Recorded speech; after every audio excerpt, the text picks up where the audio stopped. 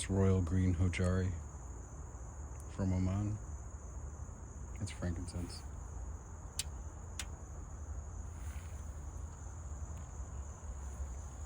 Anyways, I wanted to go over really quick this buck 55, which is broken in very nicely.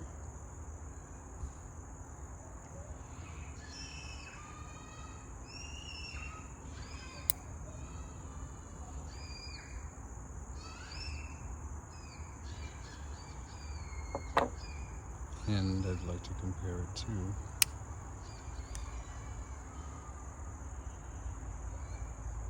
this buck 110.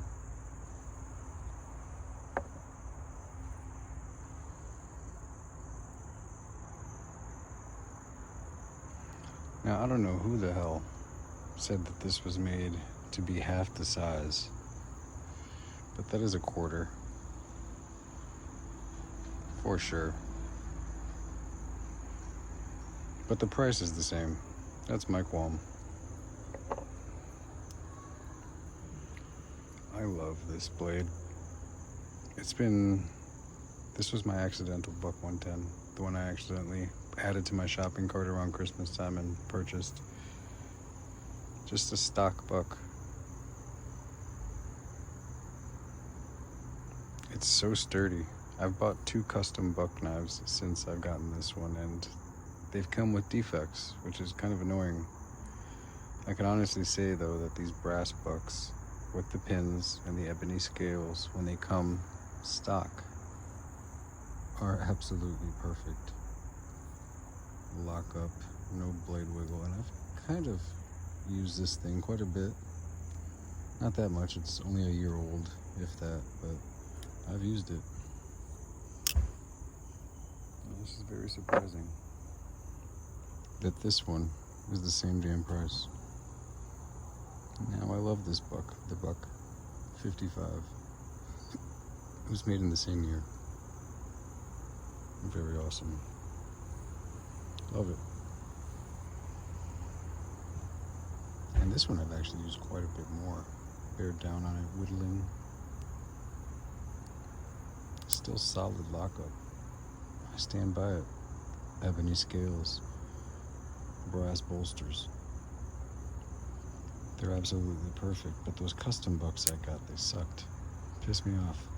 Like, I got the January buck of the month because it came out of my birthday. Like, I bought this one on accident because I didn't really think about bucks too much. Just didn't. So I ended up getting it, and when I held it, I was like, damn, that's a hell of a knife. Like, that's really good. I love it. And I saw the centering. I was really impressed. The fit, finish. I like the idea of brass because brass is one of those, I don't know, it's crystalline, just like this ebony is like a tone wood. It resonates with me. I've said that before. But the brass is also like an antimicrobial surface. So I dig that it's kind of like germ-free, especially if I'm going to use it for work. Not really a hunter or a fisherman that much, but my knives get dirty, and it's good to know that if I had to cut my lunch on it, it's at least clean, because like that, it's brass in there, and that's an antimicrobial surface, so no germs are going to grow. That's nice. And then I just use like a coconut oil to oil this stuff. No food safe. That's a lot of knife. I really like. It's not that much, but it is a lot of knife. So sometimes it wears down the pants, and it's not necessary. So that's why I got the 55. I really enjoyed that thing quite a bit, and I think I will for a long time. I have a Buck Prince, which is basically the same size. It's just a drop point version of it. Nickel silver bolsters, and it has rosewood grips right there. I sent that in the buck because I had a broken tip. I bought it off somebody who used it. It is a 1990s buck knife. It's the Prince. And yeah, the tip was broken, and it went through 35 years of abuse. And yo, it's the same age as me. So I sent it into Buck about 55 days ago now to be repaired, and I'm just still waiting. Called them. They said, oh yeah, we're going through July's mail. We received yours at the end of July, so we'll let you know. I mean, at least they looked it up, so we'll see. That's on the way. It's basically the same size, but it's just I guess, more premium version. The nickel silver is obviously more shiny silver than the brass, which is yellow. But the nickel silver is really good because it's actually a lot tougher than brass. It's actually very, very a tough material. And if you can get past the scratches, like it's just a better knife. And then the rosewood is another tone wood that's kind of like, I guess if you like crystals and shit, if you're into that spiritual side of life, not just the terrestrial materials, and then the construction of your knife is important, for me at least, and I know that it is for many others. But yeah, tone woods, resonates, beautiful durability, like it's a tank, like I've dropped it. You can probably see that I've kind of buffed out and sanded some things that are really bad, but no wiggle, no wobble, no gaps from swelling. I did take a lot of steel wool to it while I was oiling this ebony, again coconut oil. It's just how I break my stuff in. I restore things for a living, so I kind of have my process. But yeah, it's definitely not half the size. Maybe like, no, it's more than half the length. It's half the width, maybe, for sure. But overall, that's about a quarter of a buck knife. So this is like, but it's a 55. Honestly, I think this should be put at like $40. Leave this one where it's at, because I think that buck knives used to be very, very inexpensive, and they were underselling themselves. Like for $30 for one of these, like that's ridiculous. Like I mean, it's a great deal for the consumer for sure, but sustainability, I want to see buck 20 years from now and like $70 for a buck, like for a buck 110. That's brass. I think that's a solid deal. And like, what is it? Just the icon status? Is that why you put the price at like $70 and $70 for both of these because they're twins? No, don't do that. Get these into people's pockets, buck, and then they'll buy these. Trust me, because these are so durable. This is like the perfect knife for anywhere. Slip it into your pocket, and it's so smooth with these edges. You can slip it into your shoe and get to places where you're not supposed to have one, but you need to have some security, peace of mind. Slip it into your shoe, goes right under the arch, hides away. I've done it, concerts and shit. Don't do what I do, but I'm just saying, necessity breeds ingenuity. And the buck knife being an antimicrobial surface too, will take the abuse. It's great. Also great for fishing too, because you know, fish guts, no germs. Yeah.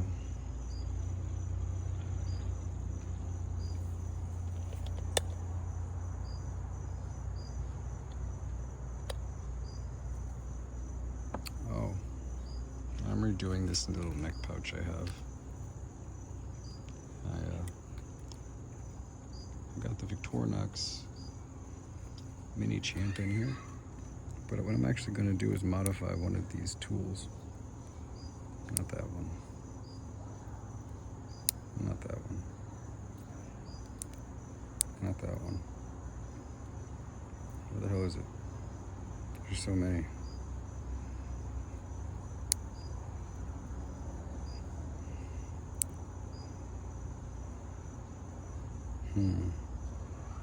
Well, I think it might be this one. I'm basically going to turn it into an awl. I'm going to take my drill press, put a little hole in it, thin out the profile a little bit. And this is going to be a sewing haul because I need a sewing kit on the go. I don't know about you, but I like to sew. Not just sew, but stitch. So I'm kind of making for myself a little portable on the go kit, little piece of kit for sewing.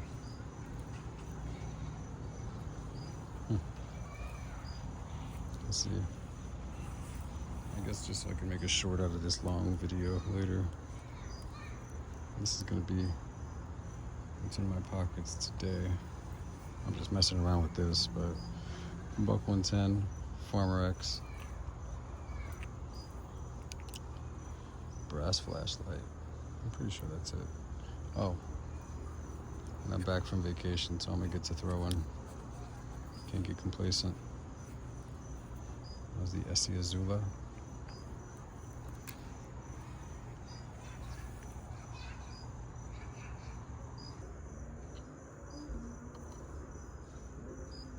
Cool little Zippo. Puerto Rico. Blackbeard.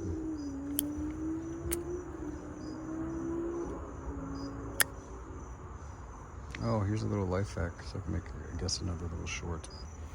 So a lot of people have issues with evaporation and the kerosene that's in here. So all I do is I just take some beeswax. I kind of just, you know, don't go crazy, but also leave a little bit of residuals on there. Because what we're doing is creating more or less an improved seal. And all you have to do is light it. Well, I'm not editing it out for bloopers. Fuck that. There we go. Like I said, I haven't filled this up in like a month. So it would have been shitty if it didn't light. But yeah. Works. I mean, it's not gonna last forever, but it lasts a lot longer than not doing it. Take it from me. So anyway, you light it for a little bit, warms up the wax, and it kind of makes that seal. That's it. Thanks for watching. I guess like and subscribe. Found this at a local gas station. Isn't that funny? I love Naruto. Let's see, where's Shikamaru? Right there. That's my favorite guy. I got this because it's funny. I do a lot of repairs and tagging and repairs with spray paint. And thought that was neat. You've probably seen it too.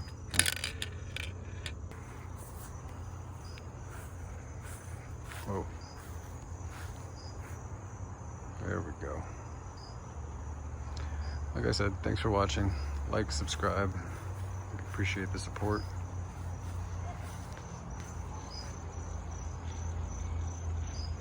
Man, my grandfather gave me that. What do roosters symbolize?